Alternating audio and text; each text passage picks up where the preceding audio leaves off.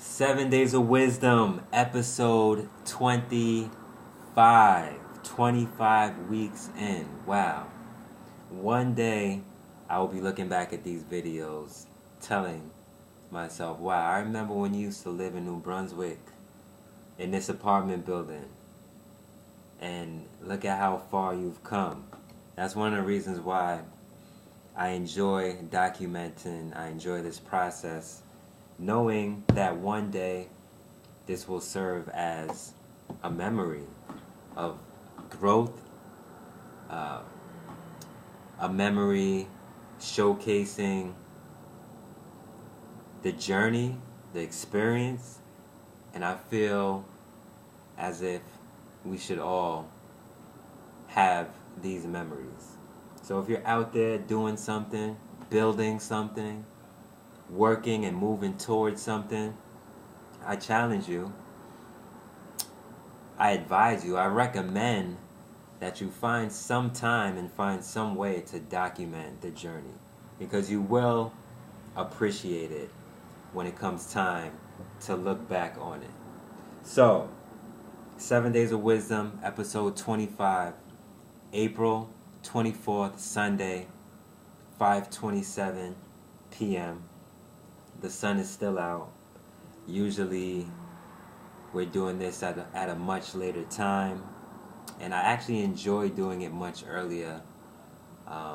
It's just so much more productive for me. It enables me to put this out there and then continue on with my day to do what it is I have to do, and then be able to get enough sleep and be effective the next day. Because the last few weeks, Sunday nights have been long. I really haven't been able to get enough sleep and be prepared effectively and efficiently for the week, especially starting off on Monday. So I want to make sure that I change that habit, which is one of the things that we speak about and we spoke about in the past. So I just want to take action and do what's within my power to alleviate bad habits and make room for good habits.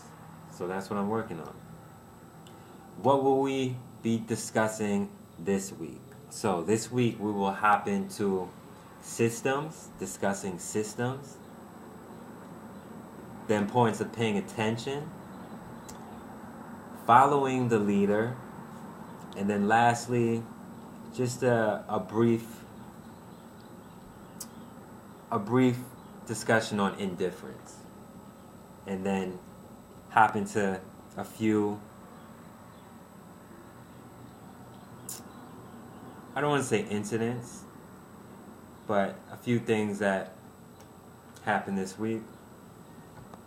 So let's hop into it. Systems, political systems, educational systems, business systems. The world is changing. I watched the Marie Forleo video earlier this week, and she mentioned that the future of business belongs to those who are positive, those who are looking to change the world for the better. And I absolutely agree with that sentiment. So, systems are changing. When we look at the political system, the reason why I chose to even want to discuss systems is because on Tuesday I was listening to WBAI, Progressive Radio, here on the East Coast. Stations based out of New York. I think they're in Brooklyn now. They used to be uptown in Harlem. And I think they used to be in Lower Manhattan on the east side. But after Hurricane Sandy, they moved their station. So they bounced around a few times. But WBAI, the infamous talk radio, progressive radio, I remember my father used to always listen to that when I was younger. He used to prepare us lunch and prepare us breakfast before we went to school, and he would always have on WBAI. And being a young child, it's like I wasn't really into it at the time, but I had a sense to begin to understand the issues that were being discussed on WBAI, and pretty much how WBAI has always moved against the grain for the betterment of society. WBAI was the only radio that would challenge the status quo and stand up for the rights of the community. So that's what really introduced me to the things that I'm in to now. And that's just pretty much for standing what's right. Social movements. I'm not too much into politics, but just whatever's right. And this past Tuesday were primaries in New York, and Dr. Jill Stein was a guest on WBAI.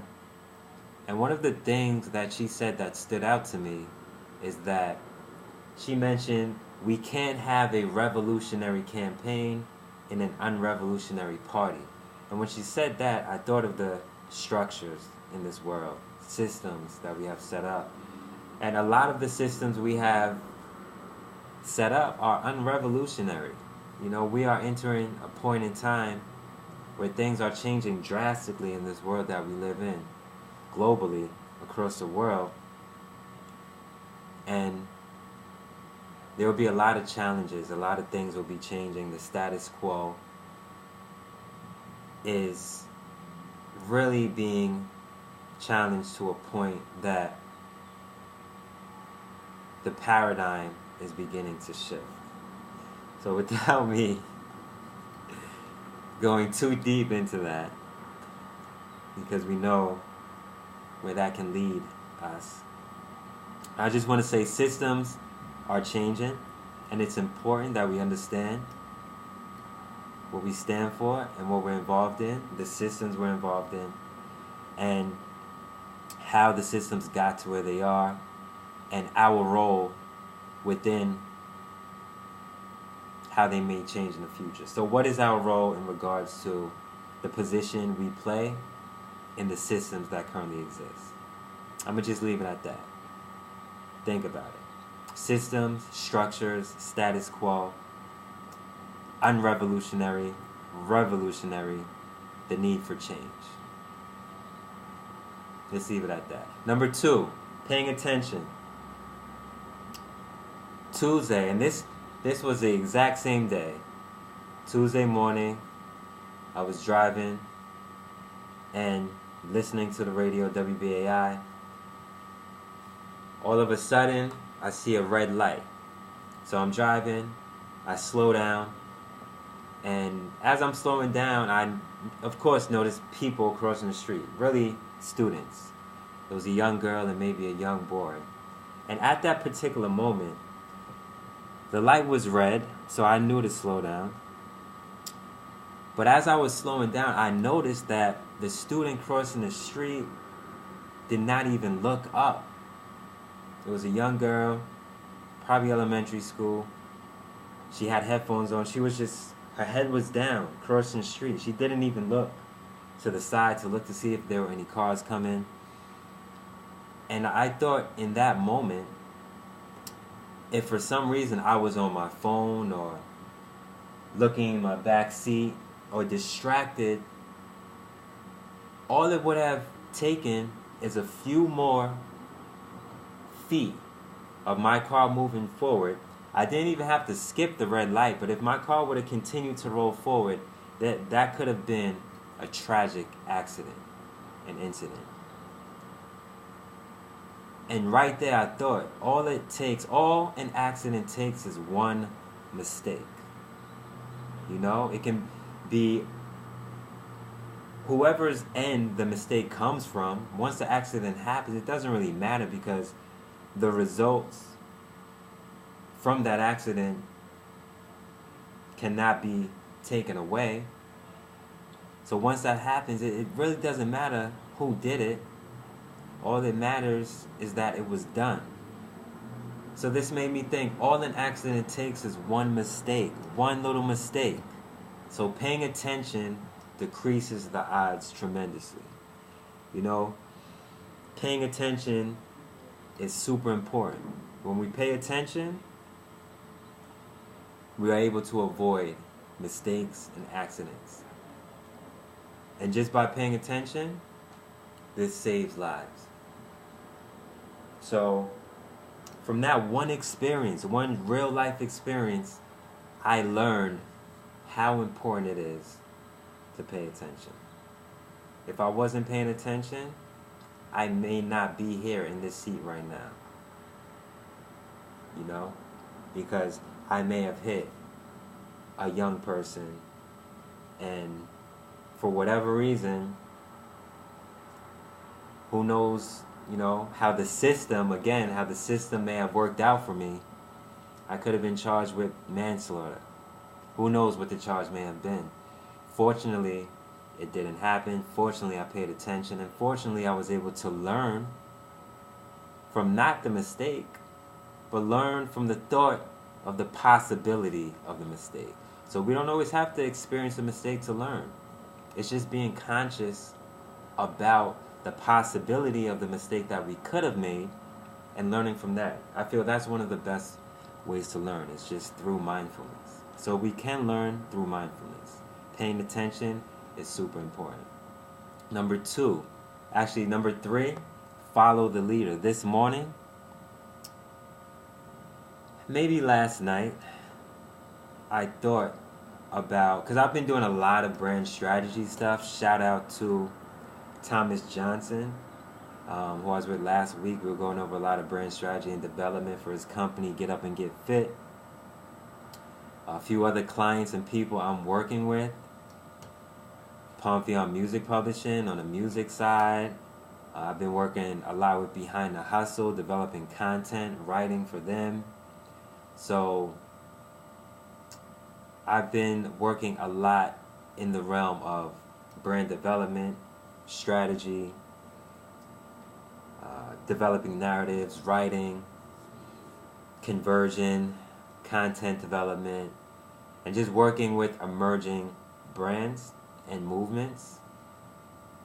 So I'm covering everything from working with leaders, the topic of leadership, innovation, technology, anything dealing with business, cutting edge, education. That's what I'm involved in right now. So these are the conversations that I'm currently having. And when we talk about leadership and models of success and blueprints and mentorship, I thought, man, follow the leader. The steps are already out there. The road is paved. So it's simple. Follow the leader. Learn from the leader. And become the leader. That 3-step process. So to break it down a little bit more. When we follow the leader, we identify who the leader is. We follow the leader. We ask ourselves, who are the leaders in our industry? Who are the thought leaders in our industry? Once we're able to identify these people, and they're not hard to identify because they're at the top of the totem pole. You know, you're talking basketball. Who are the leaders in basketball, man? Steph Curry, LeBron James. Who are the stars? Who's out there making it happen? Who are the leaders in business, startups, Uber, Travis, you know, Pinterest, Snapchat, Evan. Like, know who they are. These people have names. Study, research, follow the leaders. If you're in an industry and you're passionate about what you're doing, know the game changers. Right now I'm in agency mode. Starting a brand development agency. So I'm looking at all the top agencies. Whiten & Kennedy. You know, I'm big on Epiphany and what Coltrane Curtis is doing. Kenny Mack runs Creative Contraband, and he's the leader, the boss over at Behind the Hustle.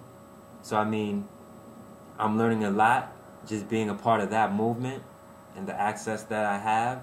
So I'm studying and learning from the leaders and the people who are doing what I want to do. And I am thankful and glad that I do have access to the resources that I need to tap into when necessary. But I'm still not even going all out yet, because the thing with me is I want to add as much value as possible first. Therefore, when it's time to sit down at the table, leverage is there, the relationship is there, and the conversation is easy. So, follow the leader. Who are the leaders in your industry? Learn from the leader. What are they teaching? The people in your industries, they're doing podcasts, interviews, seminars, conferences. Once you know who they are, find out where they are, find out what they're doing, find out what they're teaching. Learn from them. Learn from them. That's the second step. Lastly, become the leader. What have you learned? How can you leverage the material and the information you've learned to become a leader yourself and pave your own path? And once you do that, that's when you will generate a following of the next people who follow you and eventually want to step into leadership also. You know, you start to build your audience. You start to build your credibility, your reputation, all based on what you have built for yourself and what you have learned from the leaders who have come before you. So, very simple. Follow the leader, learn from the leader, become the leader. Lastly, number 4, indifference. I was listening to Evan Carmichael, who has his YouTube channel, very inspirational, and they were speaking about job interviews, how important job interviews are, tips and techniques, what you should do in a job interview. Make sure you shake people's hands firmly, look them in the eye, be confident. Not only when you go to an interview, not only are you being interviewed, you want to make sure that you're interviewing the person you're sitting with. Express interest, be enthusiastic, add value, show what you can bring to the table. Be very confident. After the interview, I've been reading a lot about this, following up. Send a follow-up letter, not an email, a letter in the mail, postcard. That says a lot about candidates. There's some companies, and this comes from the video, who might just hire the first person to send that follow-up letter. Like, yeah, let's see who the first person will be to send us a letter in the mail thanking us. And that person is hired. Why? Because it says a lot about their character. So, when we're going into a situation, a meeting, an interview, where we feel the need to prove ourselves, it's important to showcase the value that we have to offer, but also understand the other side of the table. What are they looking for in a candidate? I may not be the ideal candidate for this situation. You know, express a level of understanding for the other side. I believe that always helps. And how that ties to indifference is, Evan said that he would rather have someone hate him than feel so-so, indifferent. And I thought about it. Would I rather have people hate me? Would I rather have somebody hate me than just feel indifferent about me? And I'm like, it makes sense. Why? Because if somebody loves you or hates you, it's because you made an impact on their life a certain way. If someone loves you, you obviously made a positive impact. If someone hates you, you may have made a negative impact or impact that just wasn't suitable for them. But either way, you made an impact. That's what I feel I live for, to make an impact. So if somebody disagrees with me, that's good. I made an impact for them to disagree. But if somebody is indifferent, that means they could care less about anything I said. It means there was no impact made whatsoever, which essentially means it was a waste of not only my time, but also the person's time. So the feeling of indifference is almost similar to the feeling of mediocrity, being average. If you want to stand for something, stand for it. How other people relate to it or how other people receive it is entirely up to them. But you want to make sure you leave a lasting impact. And there are times where the impact may be negative, and then down the line it gets turned around to be positive. Like, hey, I was wrong. What you said was absolutely right. It made a huge impact on my life and my outlook, and I really learned a lot from that. So don't be afraid to stand for something and make an impact. Although it may be received not so well at first, the impact being made is important. We want to make an impact. We don't want to come off as indifferent. We want people to care. We want to care. Indifferent is a waste of time, and time is precious and valuable. So that's the last thing. Before we hop into quotes of the week, I just want to share a quick story. So I was in school this past week in a 7th grade class, and one of the students told me, "Hey, mister, you know who you remind me of?" And I'm like, "Who?" And the student said Malcolm X. So I'm thinking in my head, man, I've heard that a lot of times. Like, man, you remind me of Malcolm X. And I'm like, you know what? I've heard that before, but what really piqued my interest is 7th grade. I mean, you're talking about students who were born in like 2004, pretty much. Yeah, like 2004. And to think, man, this student was born in 2004, and they're familiar with Malcolm X. Now that is a lasting impact. And I'm like, how you know about Malcolm X, man? He's like, I'm a history buff, mister. I'm like, that means a lot. That says a lot. So for a 12-year-old student to tell me that I look like Malcolm X meant a lot for me, because it says not only did Malcolm X leave an impact, but it also says that I'm, in a way, leaving a subtle impact for me to be compared to a figure at that level, you know, a monumental, worldwide, globally known figure. And what blew me away even more is later in that same exact class,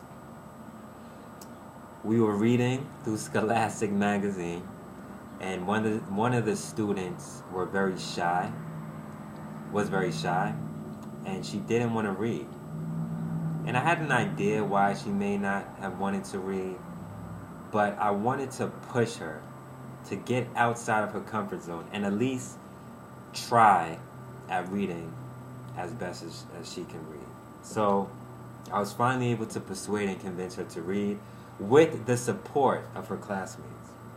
So I expressed her like, hey, we're here to support you. We're all on the same team. You know, we're going to help you get through this passage. Just read a paragraph. Just read a few sentences. And then she was like, she finally started reading.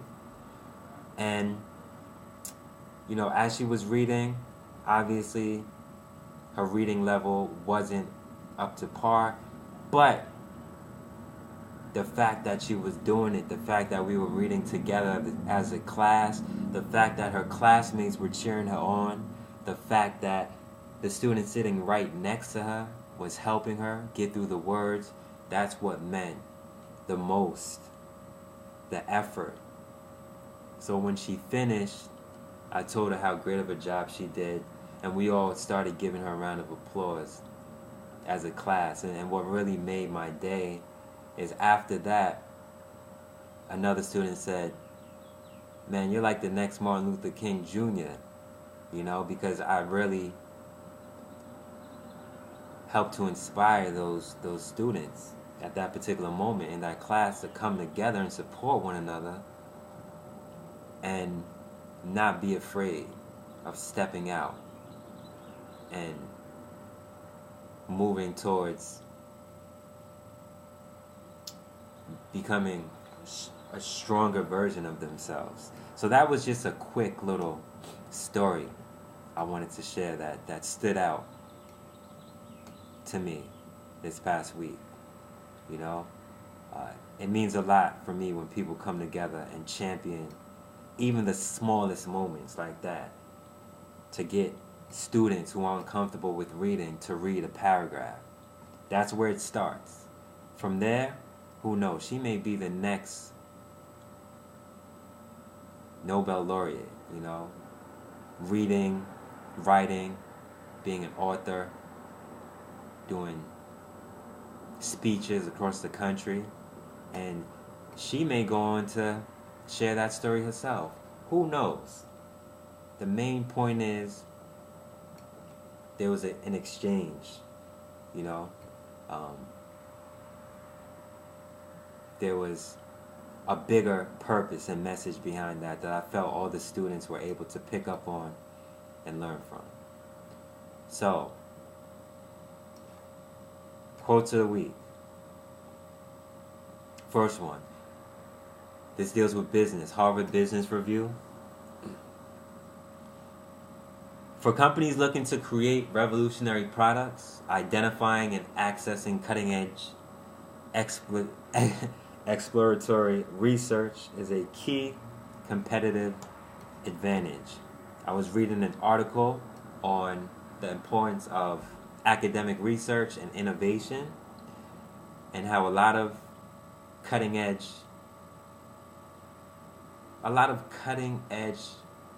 companies and a lot of innovation comes from exploratory research and academic research, because when we look at journal articles, they're literally going through research of what's needed in a particular marketplace.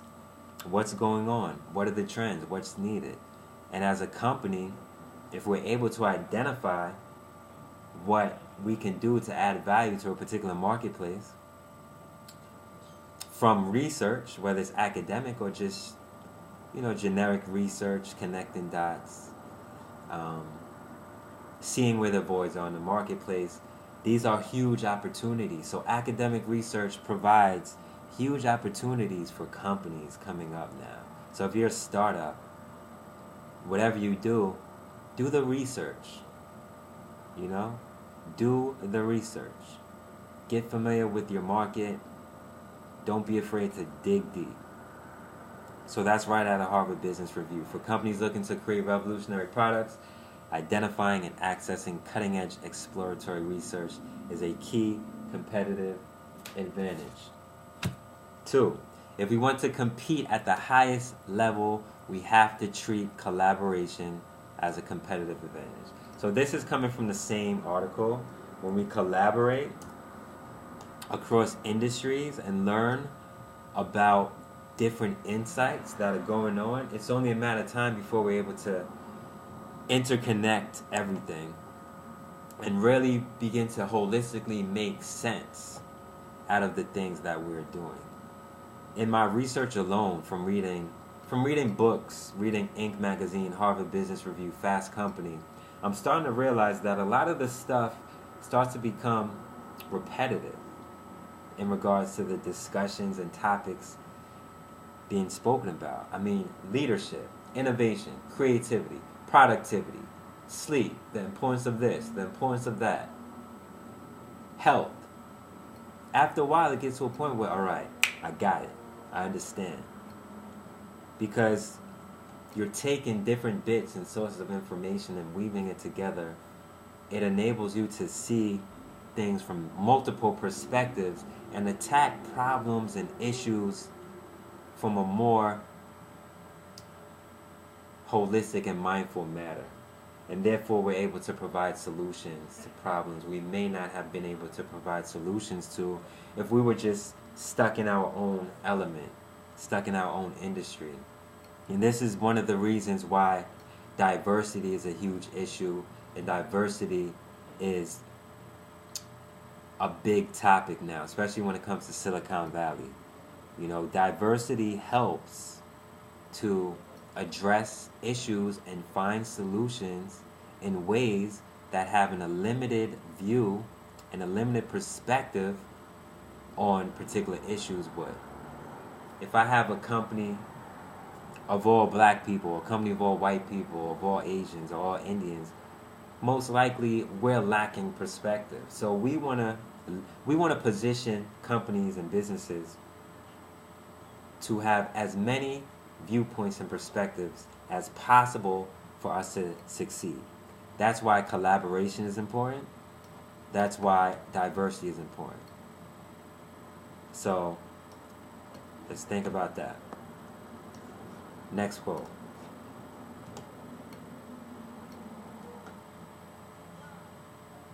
When we walk along our own path, great things happen.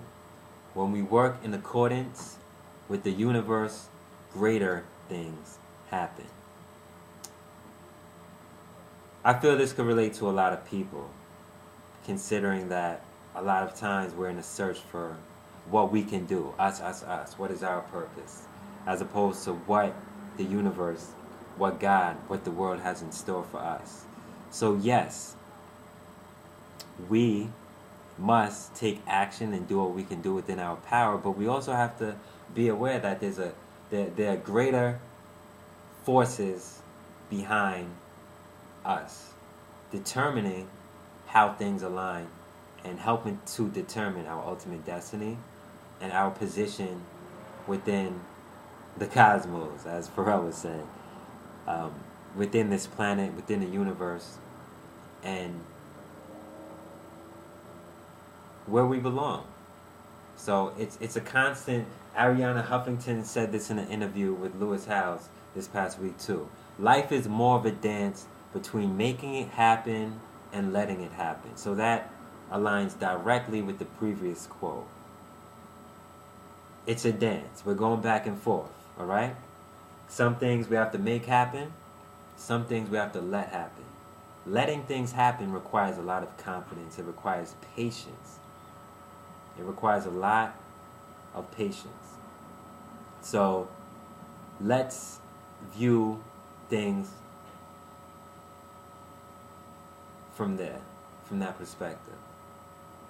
Let's make things happen. It's super important to take action, yes, but let's allow room for things to happen organically as well. So life is a dance between making it happen and letting it happen. Ariana Huffington, and that relates directly to the previous quote. When we walk along our own path, great things happen. When we work in accordance with the universe, greater things happen. So let's keep walking towards greatness. Next, the small accomplishments eventually add up to big opportunities. So this is really about just championing our accomplishments, the small wins, small gains on a daily basis, hourly, minute. Just really appreciating those small accomplishments and using those to create the momentum to capitalize on big opportunities. So small accomplishments eventually add up to big opportunities. Next one, Jane Houston, spiritual leader. I was checking out evolvingwisdom.com. A good friend of mine introduced me to a workshop that she had this past week, and I really looked into the entire movement, and one of the quotes that she said that stuck out to me was, no matter what challenging situations we may face, we always have the option to choose a perspective that fills us with empathy, patience, and wisdom. So she didn't say that exact quote. I kind of restructured it, but she said something along those lines. And I thought, we do have the option, we have the choice, we make the decision that regardless of what we face,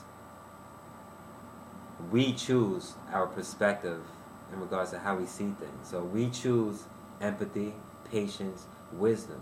We choose hate. We choose resentment. We choose envy. We choose jealousy. That choice is ours.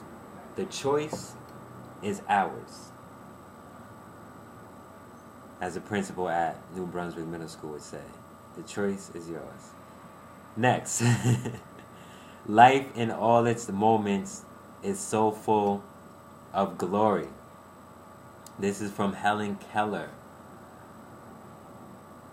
I heard this on Thursday night, and I thought, man, life in all its moments is so full of glory.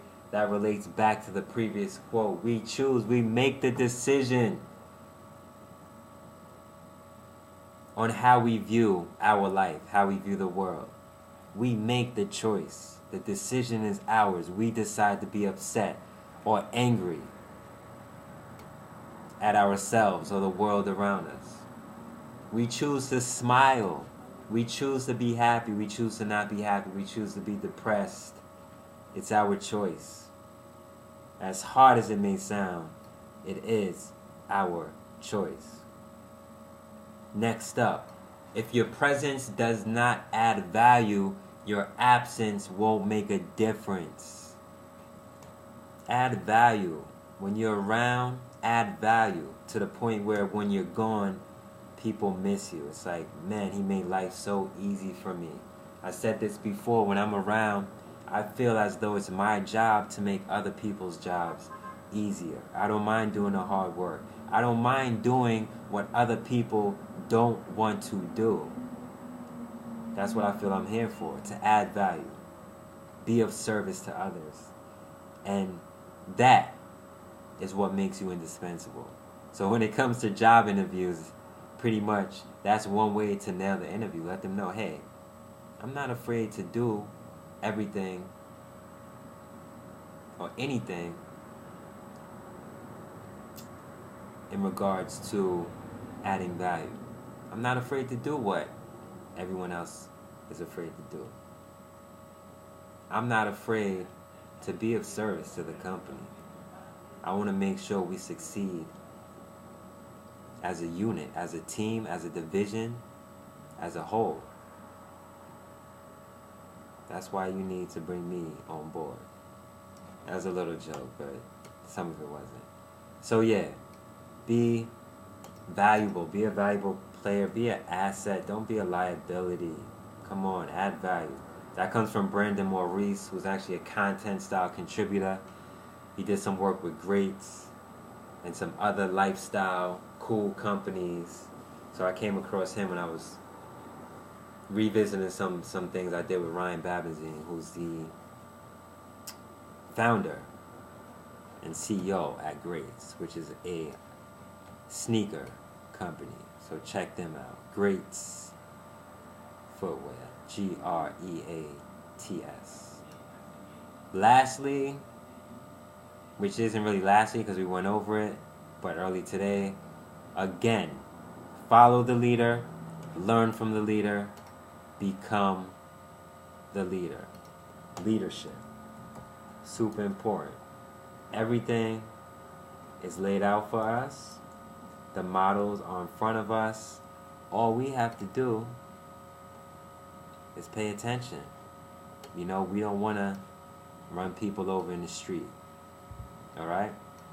Lastly, shout out to my boy Israel Wilson, man. Israel Deep, a real deep perspective. I see you out here. I just checked out your video a few hours ago, dropping knowledge. What is your purpose? So my boy Israel was addressing the question of what is your purpose, and one of the things he said that stuck out was our confusion is a result of us not having a purpose. So when we're confused, we have to revisit things. We have to get back in touch with what it is, what drives us to do what we do. What is our purpose? What are we passionate about? What are we here to make? How are we here to make an impact? So if you're at a point in life now where you're confused, you're not sure what to do, you have to get clear about your intentions. You have to get rid of the distractions. And you have to be at one with yourself. Sometimes it's just a matter of being at one with ourselves, and that allows us to really see and revisit what it is we feel we're here for. What are we here for? What are we here to do? It's easy to get distracted and caught up in the 9 to 5, the hustle. We have to revisit what makes our heart sing, as Steve Jobs would say. What makes your heart sing? What is it you did as a child that you enjoyed so much? How can you turn those hobbies, your hobby, the hobby that you love, into a living? Don't be afraid to revisit childhood. What did you love doing when you were 16? What did you love doing when you were in elementary school, dancing, playing sports. Yeah, you may not make it to the NFL or NBA, but you could be a coach, you could be an assistant, you could be an agent. You can still play a supporting role to those people you admire. I'm not a musician. I'm not a Pharrell Williams. But I can be a Troy Carter. I can be a Coltrane Curtis. I can be a Steve Stout. I could list a whole bunch of names. But I am Aquaus. I am Aquaus Kelley. So that's my purpose. Creating my own lane, paying homage to those who have come before me, learning from those who have come before me, paying respect, and then creating my own lane. And that's a lover's ambition. That's creating opportunities for other people. It's my journey towards my social mission of investing in the collective future of society through the arts, through education, through entertainment, through leadership. That's why I have 7 days of wisdom. That's why I choose to do this and interact with an audience and build a future audience, build a future community, build a future movement based on helping to advance others on their pursuits and their aspirations. So through supporting others, I'm also supporting myself. And one more thing my homie Israel always said to me is, it's important to invest in the success of others.